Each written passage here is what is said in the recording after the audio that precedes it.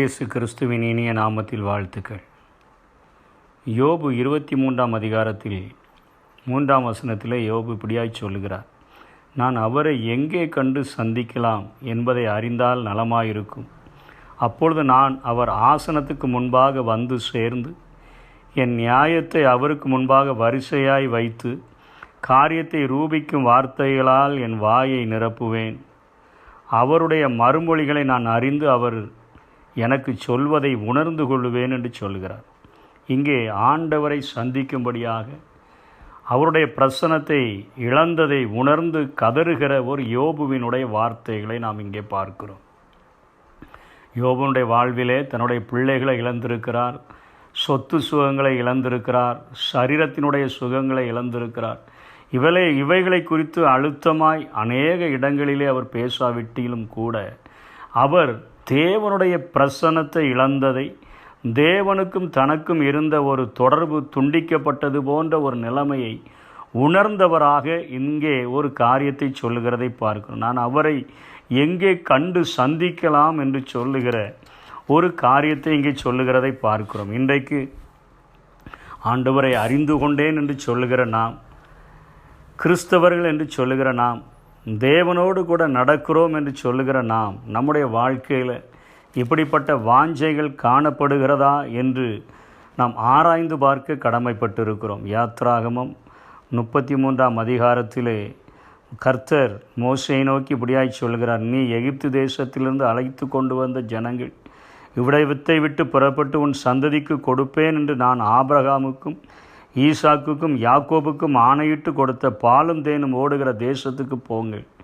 ஒரு தூதனை உங்களுக்கு முன்பாக அனுப்பி கானானியரையும் எமோரியரையும் ஏத்தியரையும் பெரிசியரையும் ஏவியரையும் எபிசியரையும் துரத்தி விடுவேன். ஆனாலும் வழியிலே நான் உங்களை பண்ணாதபடிக்கு நான் உங்கள் நடுவே செல்ல மாட்டேன். நீங்கள் வணங்கா கழுத்துள்ள ஜனம் என்றார் என்று சொல்லி பார்க்கிறோம். ஆண்டவர் சொல்லிவிட்டார், ஒரு தூதனை அனுப்புகிறேன், உங்களுக்கு பாலும் தேனும் ஓடுகிற தேசத்தை தருவேன் தான் சொல்லி வந்தேன். ஆனால் நான் உங்களோடு கூட நான் வரமாட்டேன். பகலிலே மேகஸ்தம்பமாய் இரவிலே அக்னி ஸ்தம்பமாய் நடந்த என் ஆண்டவர் இங்கே சொல்லுகிறார், நான் இனிமேல் உங்களோடு கூட நான் வரமாட்டேன் என்று சொன்ன உடனே அங்கே மோசே கதறுகிற ஒரு காரியத்தை பார்க்கிறோம்.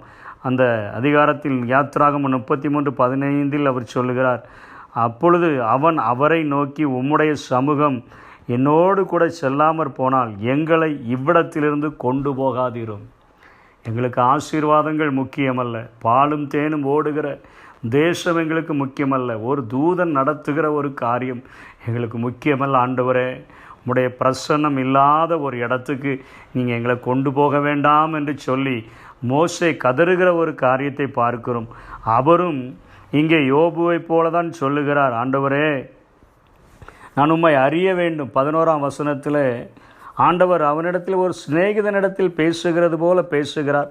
13 ஒரு அழகான ஒரு காரியத்தை சொல்லுகிறார், உம்முடைய கண்களில் இப்பொழுது எனக்கு கிருபை கிடைத்ததனால் நான் உம்மை அறிகிறதற்கும், உம்முடைய கண்களில் எனக்கு கிருபை கிடைப்பதற்கும் உம்முடைய வழியை எனக்கு அறிவியும்.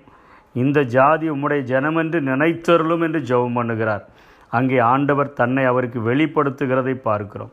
என்னிடத்தில் ஒரு இடம் உண்டு, அது ஒரு பிளக்கப்பட்ட ஒரு இடம், ஒரு பிளகுண்ட ஒரு மலை என்று சொல்லி ஆண்டவர் அங்கே தன்னை வெளிப்படுத்துகிறதை, கிறிஸ்துவை அங்கே அடையாளம் காட்டி கொடுக்கிறதை பார்க்கிறோம். கர்த்தர், இதோ என்னண்டையில் ஒரு இடம் உண்டு, நீ அங்கே கண்மலையில் நில்லு, என் மகிமை கடந்து போகும் பொழுது நான் உன்னை அந்த கண்மலையின் வெடிப்பிலே வைத்து நான் கடந்து போகும் மட்டும் என் கரத்தினால் உன்னை மூடுவேன் என்று சொல்லுகிறார்.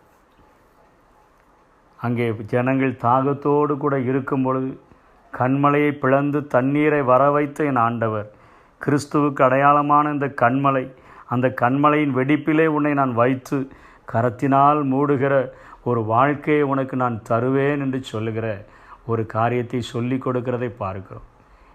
இது எவ்வளோ பெரிய பாக்கியம்! கண்மலையின் வெடிப்பாகிய கிறிஸ்துவுக்குள்ளாக மறைந்து கொண்டு கர்த்தருடைய கரத்தினால் மறைக்கப்பட்டு வாழ்கிற வாழ்க்கை. இந்த உலகத்தில் உள்ள எத்தனை ஆசீர்வாதங்களை கொடுத்தாலும் அது நமக்கு அற்பமாக எண்ணப்பட வேண்டும் என்பதை இங்கே மோசே தன்னுடைய வாழ்விலிருந்து எடுத்து கொடுக்கிறதை நாம் பார்க்கிறோம். தாவீதும் அப்படித்தான் சொல்லுகிறார், மானானது நீரோடைகளை வாஞ்சித்து கதறுகிறது போல தேவனே என் ஆத்துமா உம்மை நோக்கி வாஞ்சித்து கதறுகிறது என்று சொல்லுகிறார். வறண்டதும் விடாய்த்ததும் தண்ணீரற்றதுமான நிலத்தில் என் ஆத்துமா உம்மை நோக்கி வாஞ்சித்து கதறுகிறது என்று சொல்லுகிற காரியத்தை பார்க்கிறோம். அதே தாவீது சங்கீதம் 63:1 இப்படியாக அவர் சொல்லுகிறதை நாம் பார்க்கிறோம். சங்கீதம் 63:1 அவர் சொல்லி கொடுக்கிற ஒரு காரியத்தை பார்க்கலாம். அவர் என்னுடைய ஆத்துமா மாத்திரம் அல்ல, தேவனே நீர் என்னுடைய தேவன், அதிகாலமே உம்மை தேடுகிறேன், வறண்டதும் விடாய்த்ததும் தண்ணீரற்றதுமான நிலத்தில் என் ஆத்துமா உம்மேல் தாகமாயிருக்கிறது, என் மாம்சமும் உம்மை வாஞ்சிக்கிறது. ஏதோ ஞாயிற்றுக்கிழமை மாத்திரம் என் ஆத்துமா உம்மை தேடுகிறதினால் வந்து அந்த ஒரு நாள் மாத்திரம் ஆராதித்து உம்முடைய பிரசன்னத்தில் கலிகூர்ந்து செல்வேன். மற்ற 6 நாட்களும் என் மாம்சம் விரும்புகிற வாழ்க்கையை நான் வாழுவேன் என்று சொல்லாதபடிக்கு என் ஆத்துமாவும் உங்கள் பிரசன்னத்துக்காக டியூன் பண்ணப்பட்டிருக்குது. ஆண்டவரே, என்னுடைய மாம்சமும் என் சரீரமும் உம்முடைய ஆத்துமாக்காக உம்முடைய பிரசன்னத்துக்காக டியூன் பண்ணப்பட்டிருக்கிறது. அதனால தான் சொல்கிறார், படுக்கையில் உம்மை நினைக்கிறேன், ராஜாமங்களில் உம்மை தியானிக்கிறேன். இப்படிப்பட்ட ஒரு தேவ பிரசன்னம் நிறைந்த ஒரு வாழ்க்கையை தான் ஆண்டவர் இந்த நாளில் நமக்கு தந்து நம்மை வழிநடத்த விரும்புகிறார். உலகத்தின் ஆசீர்வாதங்களை பார்க்கலாம், தேவ பிரசன்னத்தை மாத்திரம் இந்த உலகத்தில் நாம் வாஞ்சித்தோம் என்று சொன்னார், ஒரு மேன்மையில் உள்ள ஒரு வாழ்க்கையை நாம் வாழ முடியும். கர்த்தர் தாமே அப்படிப்பட்ட கிருபைகளை நமக்கு தருவாராக. ஆமென். உலகம்